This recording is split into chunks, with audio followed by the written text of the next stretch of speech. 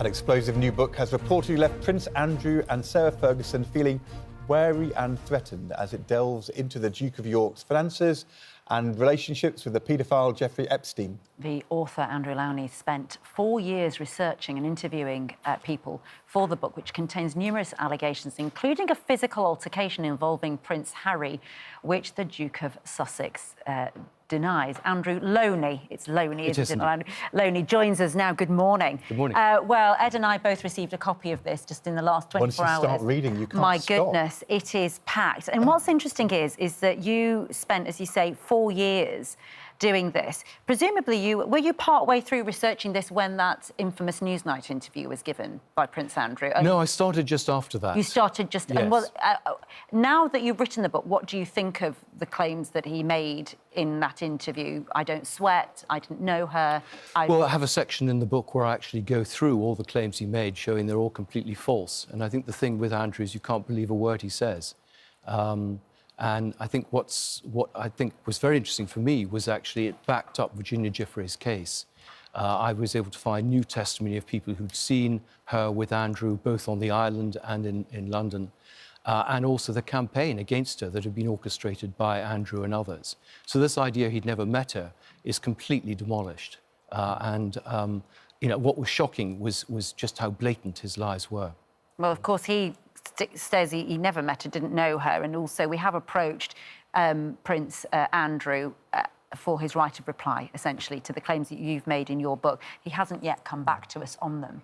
And I have to say, if he were to come back, he'd have to write a very, very long statement, because there's so much detail in the book and so much... I mean, some of it quite lurid, some of it very salacious. I'm not saying it's wrong, but I mean, it's...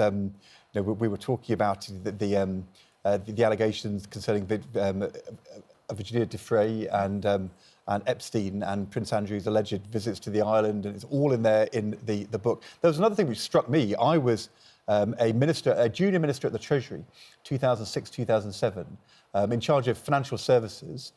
Prince Andrew at the time, I mean, to be honest, he played an important role for us in the work he was doing for UK Trade International. He would go to the Middle East, to Dubai, meet princes and sheikhs in Asia, and he had a way of getting in and having access, which very hard for people from the Bank of England or the Treasury to have. But in your book, you say, and we need nothing about this, he was also using that to have a sideline set of business relationships, which allegedly he made huge amounts of money from. Yes, I mean, you're absolutely right. He was very effective in the Middle East and places particularly with monarchies and in Asia, not so effective elsewhere. But the problem was, as diplomats told me, and I was surprised how many diplomats were prepared to talk to me on the record, and I think they were just shocked. They were constantly putting in complaints to the palace and elsewhere, and nothing was being done. But that he was trying to bring along people with him. He was asking to shoehorn in meetings. He was working with a man called David Rowlands, who was his business advisor. Epstein was brought on some of these trips. What I've been struggling is to actually get the files for Andrew's trips as a taxpayer-funded civil servant between 2001 and 2011. And all my FOI requests over 4 years have been refused. Freedom of Information Act. Freedom of Information Act. And I think what we need is these files to be released to see who he was taking with him. For example, he was taking his daughters with him, with all their security. But what he always did was he combined a visit for a government purpose with personal things, and he was always asking for helicopters and ways to kind of add on a personal visit, a family visit, and playing golf. But playing golf, which is okay. But what you're saying is allegedly, as well as the government work and the personal visit, that was all becoming a nexus into which went a whole series of commercial and business ventures from which he was making money. Absolutely. I mean, it's the financial scandal is the real scandal here, not the sexual scandal. Though I talked to one diplomat and the private secretary had said, by the way, Andrew likes blondes. He likes blondes provided for him. And the diplomat said, I'm a diplomat, I'm not a pimp. I have to say, on breakfast television, we cannot possibly go into large swathes of your book which have a degree of detail on those matters, what happened in hotels and islands and bedrooms, which we couldn't even discuss this early in the morning? It's a financial thing, and I think what I'm hoping is there was. I mean, were in Parliament. I think at the time there was a plan to have a royal register to register royal interests. I think that would involve. I mean, clearly it's up to what they declared, but I think that would be something. And I think we just need to have more transparency from the royals about what they're doing. Well, of course, just to reiterate, Prince Andrew denies a lot of those things that you have described in the book. But one of the things that's interesting too is that Prince Harry, Duke of Sussex, has come out, I think, already and said that this report in your book about a physical fight that led to Prince Andrew having a bloody nose didn't happen. Yes, well, recollections can vary, as we know. I'm standing by my source, and I can't wait if he wants to pursue this as an action.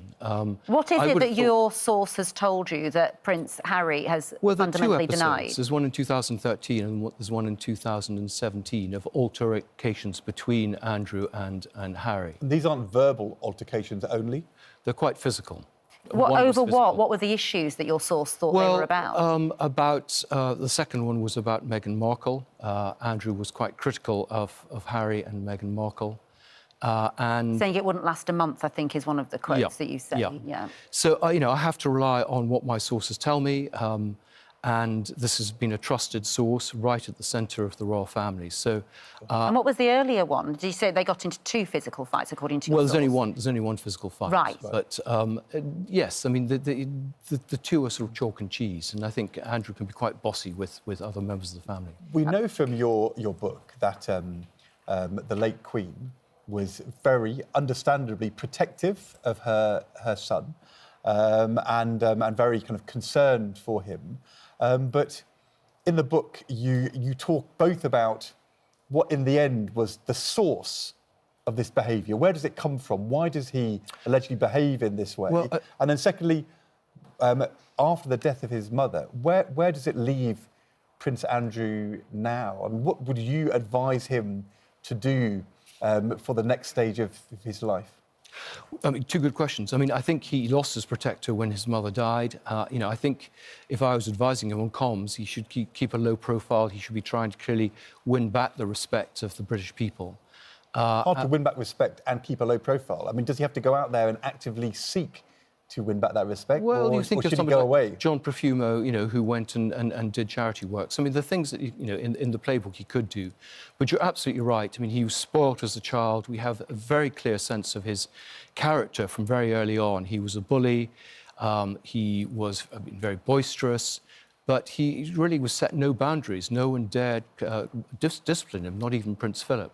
And he was allowed to get away with it. And that's why the book is called Entitled. I mean, it sums him up. But in the book, though, I mean, Entitled, it feels as though, in your version, an obsession with status reflects an insecurity about whether he really has the status he feels he ought to have. Well, I think someone said he believed in the divine right of kings. I think he lacks a proper sense of identity. I mean, he did say to his wife, "I'm a prince first, a naval officer second, and a husband third," which isn't a great recipe for a good marriage. But I think people would say he would switch from one to the other. He would wear his prince's hat, for example, in the Navy, they would say, and he didn't really know how to get the balance right. And I think that's a problem. He's searching for a sense of identity. He's actually a rather pathetic, lonely figure. We see him as this great sort of macho man, but actually has very few friends. I think is a rather sad figure. It's a fascinating book. The Rise and Fall of the House of York, entitled by Andrew Lownie. I mean, I think all readers can do is read this, all the detail, and make their own minds up about what they think. Well, that's all one can hope for. That is all you can. That is the role of the biographer. And you are an expert biographer, so thank you for talking about this today. Yeah, thank you. Lovely.